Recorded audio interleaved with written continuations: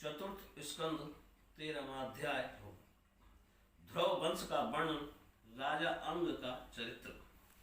श्री सूत जी कहते हैं, सौनक जी श्री मैत्रेय मुनि के मुख से ध्रुव जी के विष्णु पद पर आरूढ़ होने का वृंतांत सुनकर विदुर जी के हृदय में भगवान विष्णु की भक्ति का उद्रेक हो आया और उन्होंने फिर मैत्रेय जी से प्रश्न करना आरंभ किया।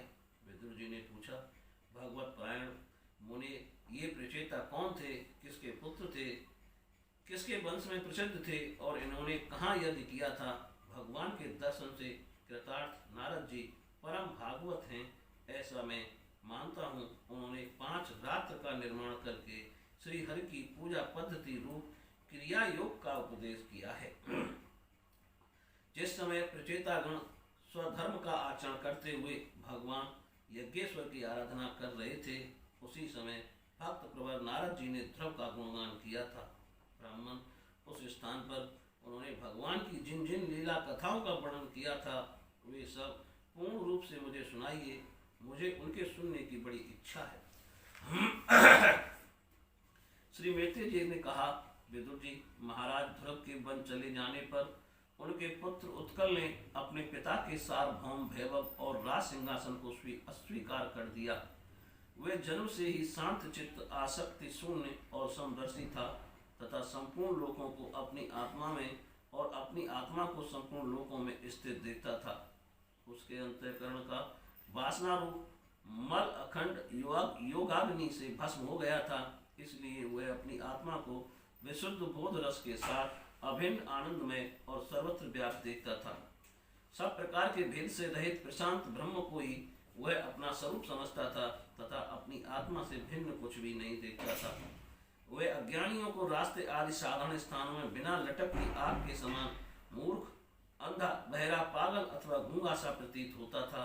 वास्तव में ऐसा था नहीं, इसलिए कुल के बूढ़े बड़े तथा उन्हें उसे मूर्ख और पागल समझकर उसके छोटे भाई ब्रह्मपुत्र वत्सर को राजा बनाया। वत्सर की प्रेयसी भार्या स्वरवीर्थ के गर्भ से पुष्पाण, तिग्मकेतु, ईश, ऊर्ज, वसु और जय नाम के 6 पुत्र हुए। पुष्मान के प्रभा और दोसा नाम की 2 स्त्रियां थीं। उनमें से प्रभा के प्रातः मध्य दिन और साय ये 3 पुत्र हुए। दोसा के प्रदोष, निशीथ और विष्णु ये 3 पुत्र हुए। विष्णु ने अपनी भार्या पुष्पकर्णी से सर्वतेजा नाम का पुत्र उत्पन्न किया। उसकी पत्नी आकृति से चक्षु नामक पुत्र हुआ। चाक्षुष मनवंतर में वही मनु हुआ। चक्षु मनु की स्त्री नवला से पुरु, कुश, त्रित, धुम्न, सत्यवान, ऋत, व्रत, अग्नि, स्टोम, अतिरात्र, प्रधुम्न, शिव और उल्मुख ये 12 सत्वगुणी बालक उत्पन्न हुए। उनमें उल्मुख ने अपनी पत्नी पुष्पकर्णी से अंग, सुमना, ख्याति, क्रतु, अंगिरा और गय ये 6 उत्तम पुत्र उत्पन्न किए। अंग की पत्नी सुनीता ने क्रूर कर्मा बेन को जन्म दिया, जिसकी दुष्टता से उद्विग्न होकर राजर्षि अंग नगर छोड़कर चले गए थे। प्यारे विदुर जी, मुनियों के वाक्य के वज्र के समान अमोघ होते हैं। उन्होंने कुपित होकर बैन को शाप दिया। जब वह मर गया तब कोई राजा न रहने के कारण लोक में लुटेरों के द्वारा प्रजा को बहुत कष्ट होने लगा। यह देखकर उन्होंने बैन की दाहिनी भुजा का मंथन किया, जिससे भगवान विष्णु के अंशावतार आदि सम्राट महाराज पृथु प्रकट हुए। विदुर जी ने पूछा, ब्राह्मण, महाराज अंग तो बड़े शील संपन्न, साधु स्वभाव, ब्राह्मण भक्त और महात्मा थे। उनके बैन जैसा दुष्ट पुत्र कैसे हुआ, जिसके कारण दुखी होकर उन्हें नगर छोड़ना पड़ा? राजदंडधारी बैन का भी ऐसा क्या अपराध था जो धर्मज्ञ मुनीश्वरों ने उसके प्रति शाप रूप ब्रह्मदंड का प्रयोग किया? प्रजा का कर्तव्य है कि वह प्रजापालक राजा से कोई पाप बन जाए तो भी उसका तिरस्कार न करे, क्योंकि वह अपने प्रभाव से 8 लोकपालों के तेज को धारण करता है। ब्राह्मण, आप भविष्य की बातें जानने वालों में सर्वश्रेष्ठ हैं, इसलिए आप मुझे सुनीता के पुत्र बैन की सब करतूतें सुनाइए। मैं आपका श्रद्धालु भक्त हूँ। श्री मैत्री जी ने कहा, विदुर जी, एक बार राजर्षि अंग ने अश्वमेध महायज्ञ का अनुष्ठान किया। उसमें वेदवादी ब्राह्मणों के आह्वान करने पर भी देवता लोग अपना भाग लेने नहीं आए। तब ऋत्वजों ने विस्मित होकर यजमान अंग से कहा, राजन, हम आहुतियों के रूप में आपका जो घृत आज पदार्थ हवन कर रहे हैं उसे देवता लोग स्वीकार नहीं करते। हम जानते हैं आपकी होम सामग्री दूषित नहीं है, आपने उसे बड़ी श्रद्धा से जुटाया है तथा वेद मंत्र भी किसी प्रकार बलहीन नहीं है, क्योंकि उनका प्रयोग करने वाले ऋतुजगण याजकोचित सभी नियमों का पूर्णतया पालन करते हैं।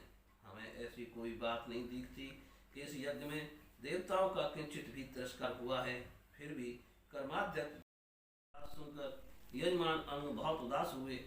तब उन्होंने याजकों की अनुमति से मौन तोड़कर सदस्यों से पूछा, सदस्यों, देवता लोग आह्वान करने पर भी यज्ञ में नहीं आ रहे हैं और ना सोम पात्र ही ग्रहण करते हैं, आप बतलाइए मुझसे ऐसा क्या अपराध हुआ है। सदस्यों ने कहा, राजन, इस जन्म में तो आपसे तनक भी अपराध नहीं हुआ। हाँ, पूर्व जन्म का एक अपराध अवश्य है, जिसके कारण आप ऐसे सर्वगुण संपन्न होने पर भी पुत्रहीन हैं। आपका कल्याण हो, इसलिए पहले आप सुपुत्र प्राप्त करने का कोई उपाय कीजिए। यदि आप पुत्र की कामना से यज्ञ करेंगे तो भगवान यज्ञेश्वर आपको अवश्य पुत्र प्रदान करेंगे। जब संतान के लिए साक्षात यज्ञ पुरुष श्री हरि का आह्वान किया जाएगा, तब देवता लोग स्वयं ही अपना अपना यज्ञ भाग ग्रहण करेंगे। भक्त जिस जिस वस्तु की इच्छा करता है, श्री हरि उसे वही वही पदार्थ देते हैं। उनकी जिस प्रकार आराधना की जाती है, उसी प्रकार उपासक को फल भी मिलता है।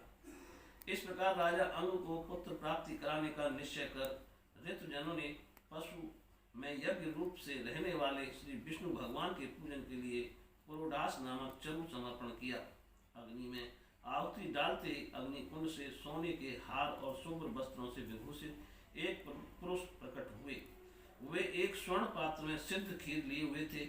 उदार बुद्धि राजा अंग ने याजकों की अनुमति से अपनी अंजलि में वह खीर ले ली और उसे स्वयं सुनकर प्रसन्नतापूर्वक अपनी पत्नी को दे दिया।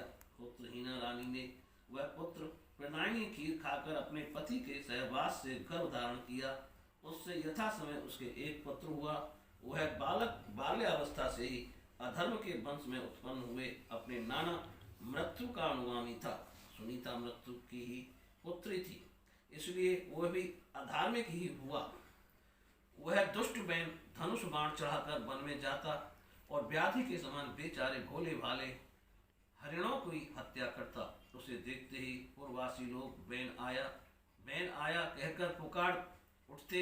वह ऐसा क्रूर और निर्दयी था कि मैदान में खेलते हुए अपनी बराबरी के बालकों को पशुओं की भांति बलात् मार डालता। बैन की ऐसी दुष्ट प्रकृति देखकर महाराज अंग ने उसे तरह तरह से सुधारने की चेष्टा की, परंतु वे उसे सुमार्ग पर लाने में समर्थ न हुए। इससे उन्हें बड़ा ही दुख हुआ। वे मन ही मन कहने लगे, जिन गृहस्थों के पुत्र नहीं हैं, उन्होंने अवश्य पूर्व जन्म में श्रीहरि की आराधना की होगी। इसी से उन्हें कुपूत की करतूतों से होने वाले असहाय क्लेश नहीं सहने पड़ते, जिसकी करनी से माता पिता का सारा श्रेयस मिट्टी में मिल जाए, उन्हें अधर्म का भागी होना पड़े, सबसे विरोध हो जाए, कभी न छूटने वाली चिंता मोल लेनी पड़े और घर भी दुखदायी हो जाए। ऐसी नाम मात्र की संतान के लिए कौन समझदार पुरुष ललचावेगा। वह तो आत्मा के लिए एक प्रकार का मोहमय बंधन ही है।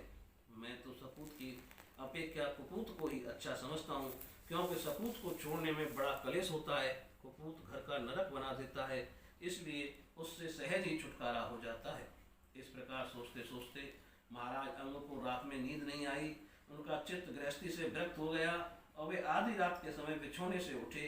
इस समय बैन की माता नींद में बेसुध पड़ी थी। राजा ने सबका मोह छोड़ दिया और उसी समय किसी को भी मालूम ना हो, इस प्रकार चुपचाप उस महान ऐश्वर्य से घिरे राजमहल से निकलकर वन को चल दिए।